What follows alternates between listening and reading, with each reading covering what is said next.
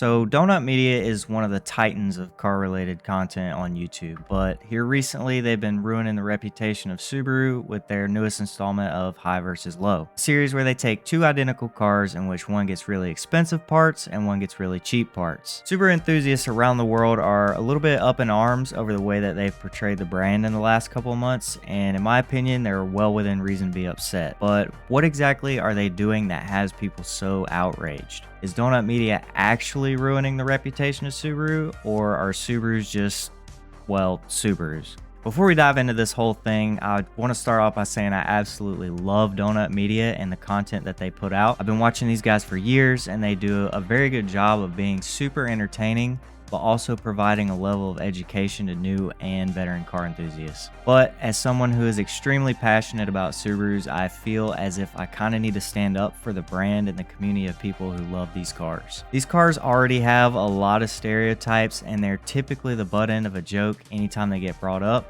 but that's a whole nother video in and of itself. If you're new here and have no idea what this video is about, let me explain real quick. Donut Media does a series on their channel called High vs. Low.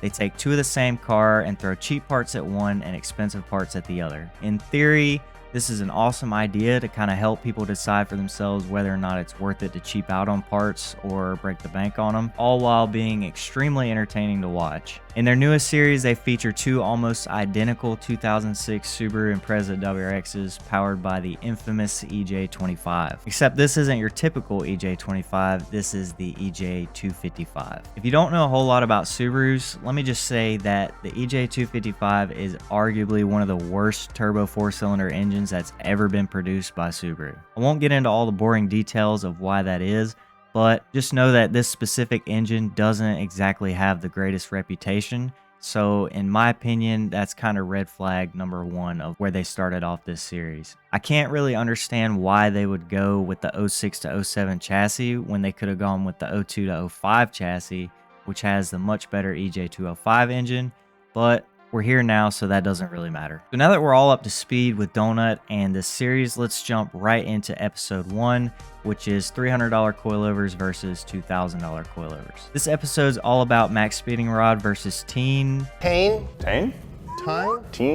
I still really don't know how to say it, but I'm just going to say teen. I want to sit here and say that this episode is all about budget versus top of the line coilovers, but unfortunately for me personally, it doesn't really seem that way. I feel like they spent more time talking about the fact that High Car blew up the day after they bought it. And now we can focus on bigger problems like the fact that we blew our motor up yesterday.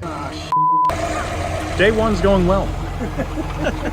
Yikes. But hold on, before you go type that comment, "Oh, Subaru blowing up, never heard that before." Just wait, we're gonna get into it. At the beginning of this episode, and basically all throughout this series, these guys clearly state that they've never really worked on Subarus or had that much experience with them. All right, I don't know if I've mentioned this, but I've really never worked on a Subaru, so right there should tell you pretty much exactly how this series is gonna go. Subarus tend to get a bad reputation because the majority of owners are extremely negligent when it comes to driving and maintaining these cars. How do I know this? Probably because right after they show a clip of the car rod knocking after thrashing it on the track, they say that the engine had been supposedly rebuilt less than 200 miles before this happened. Spent a few days getting the old blown up engine that was actually freshly rebuilt, supposedly. I really want to emphasize that. They bought a car that had been freshly rebuilt and took it straight to the track. What's missing from that equation? If you set a proper break-in period, you would be right. Besides that,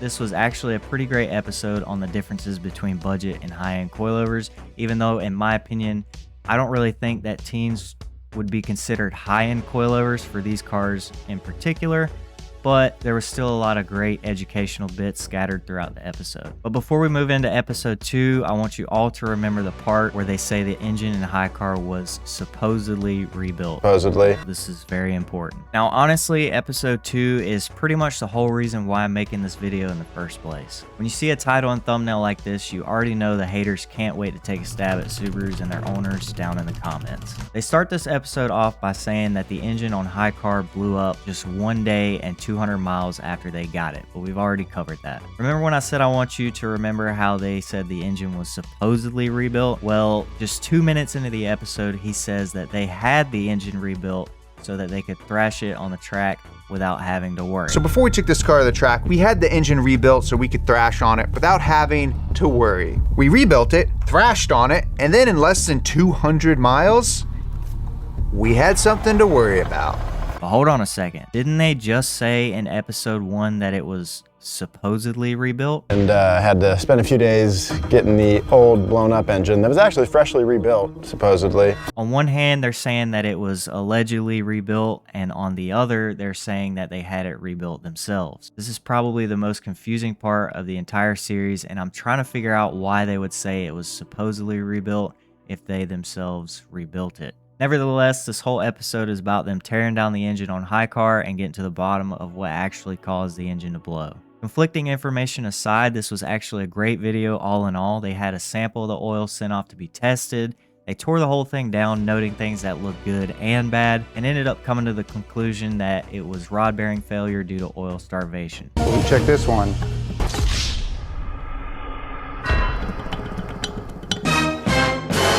A spun rod bearing, which leads me to believe that this was a failure because of oil starvation. And this is actually a pretty common problem because WRXs do not have baffled oil pans, and taking a hard turn can pull all the oil away from the pickup, causing oil starvation. My biggest takeaways from all this is, number one, clearly by watching episode 2, which is the teardown of the engine, you can see that it was for sure rebuilt. Everything looked super fresh and super new on it. And number two, whether you believe in engine break-in periods or not, you cannot take a freshly rebuilt engine straight to the track, crash on it, and expect everything to be all sunshine and daisies. Saying, oh, it's just Subaru things when it's very clearly negligence is just part of the reason why these cars have such a bad reputation in the community. Moving on to episodes 3 and 4, not a whole lot happened other than a lot of great information in there about tires, racing seats, and other equipment. However, in episode 5, it seems like we just go right back to square one, making the same mistakes again. So episode 5 is all about big brakes, and they went with 2 brands that I've honestly never even heard of, but that's probably because I'm not super into the whole performance and track-oriented side of things. The only thing that really caught my attention was them saying that the 4 two-pot brakes that were on the car were terrible. Especially if you have terrible brakes like we do currently. And this is honestly just me being picky and nothing against them, but I think the 4 two-pots are awesome brakes for what they are, and they're actually a very common upgrade for first-generation Impreza owners like myself. Hell, I have a set in my garage just waiting to be installed on my Impreza. But the thing about this particular episode that brings us back to square one is when they wreck Hi-Car and somehow the engine blew up again.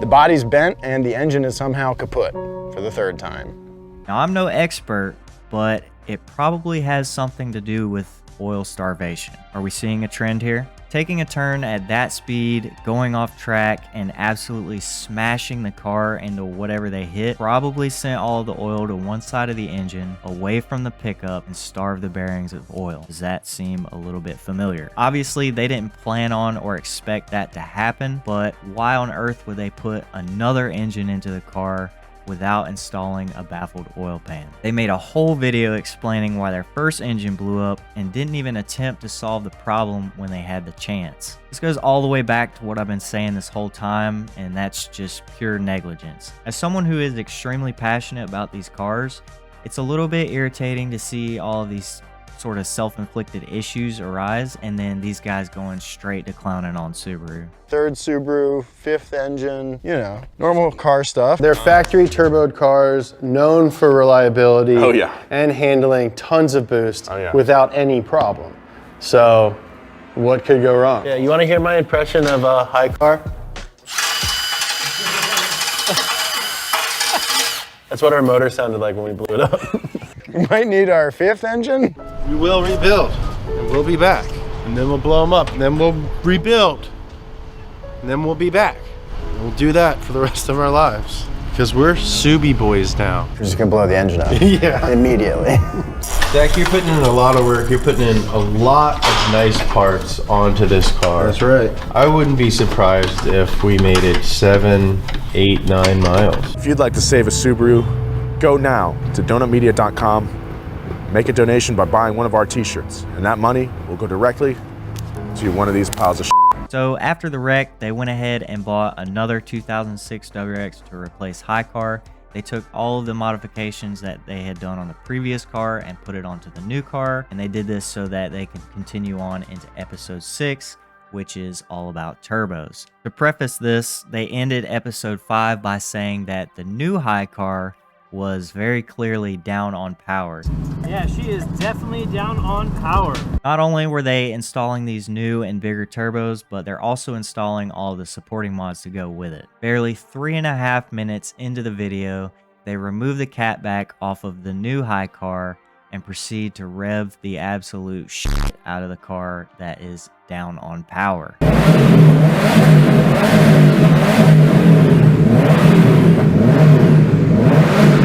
If the car's lacking power, something is wrong.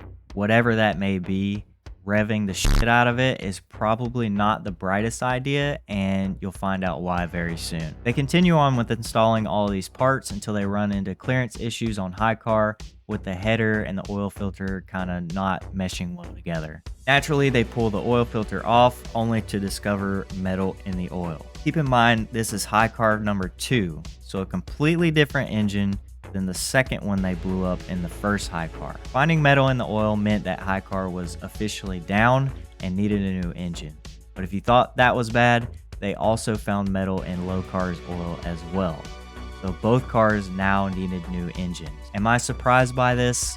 No. Both of these cars have taken a beating on the track, and the guys over at Donut have failed to properly prevent these common issues from happening over and over again. However, I did notice that the new Highcar did have an aftermarket oil pan. Now you might be saying to yourself, if it's a baffled oil pan, why on earth did it blow up this time? I thought that a baffled oil pan was the solution to oil starvation. Well, it is, but we know nothing about the history of that car. How many miles were put on that car before that oil pan was installed? Did the previous owners install it? Did they install it as soon as they got it? How much was it beat on before they put that oil pan on? The pan itself, I mean, it looked fairly fresh when they showed it on camera, and at this point, I figured they would just slap new engines in the cars, not break them in, and continue to keep making the same mistakes again.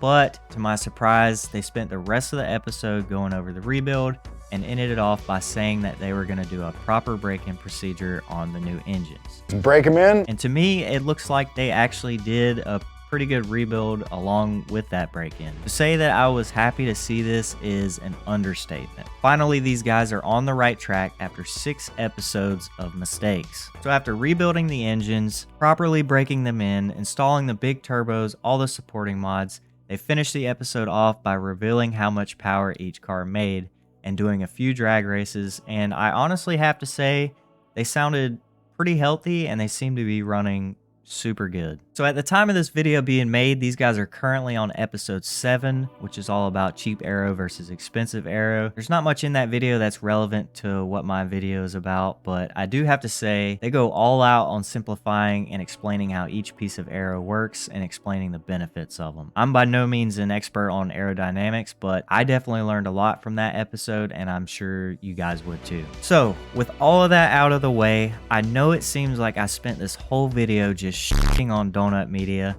but I want you guys to know that that isn't my intentions. I love their content and I'll continue to watch just about everything that they put out there. I just felt like I needed to step up and defend Subarus a little bit here. They spent a lot of time cracking jokes, bad-mouthing Subarus, and trust me, I get it. They're entertainers and it's almost too easy to make jokes about these cars. But at the end of the day, Subarus get a really bad reputation from negligent owners, and that's honestly the bottom line. I've owned well over 20 Subarus and I've never experienced any major issues with them because over the years I've learned the do's and don'ts with these cars, and I will admit that they are a little bit temperamental and sometimes it does come down to poor design. But if you do the research, learn what it takes to keep these cars happy, and don't make common mistakes like everyone else does, these are some of the best cars that you could ever own. I truly think that Donut needed to do a lot more research about these cars before they dove into this series. They stated several times that they have little to no experience with these cars, and it definitely showed throughout the episodes. Now, I'm 100% a very thick-skinned person, and I have no problem with people shitting on Subarus. But ever since this series has come out and these cars have sort of been in the spotlight of a big YouTube channel, I've had friends come to me trashing Subaru based off of what they saw from Donut. Not only that, but the comments on their videos are littered with mostly stereotypical jokes, but also enthusiasts who are kind of turned away from Subaru because of all the negativity towards the brand showed in their videos, and that's really what I have an issue with. These cars are definitely not for everyone. It's a love-hate relationship for sure. I would highly encourage anyone who thinks negatively about them to be a little bit more open-minded and maybe even experience one for yourself. Ask a friend who owns one if you can drive it, or go to CarMax, go to a dealership or something like that and test drive one. I think a lot of you would be surprised at how much of a different experience it is to drive one of these cars. For me personally, Subarus have absolutely changed my life in a very positive way, and honestly, I'll never stop loving these cars in this brand. But to wrap this up, I just want to directly say this to Donut Media in the off chance that anyone there sees this. I'm super glad that you guys decided to feature a couple of WRXs in your high-low series, even though those were probably some of the worst year models you could have chosen. I know you guys definitely haven't gotten the best first impression of these cars, but if you would have just done the research up front, you probably wouldn't have went through all those headaches. I just hope that your own mistakes and negligence can be used as sort of a learning lesson for anything that you do with these cars in the future. I want to give a big shout out to all of you who have made it this far into the video. What do you guys think about all this? Do you think that Subarus are just straight up garbage, or do you think that Donut is just extremely unlucky? Whatever the case may be, I hope you guys enjoyed this video, and I'll see you in the next one.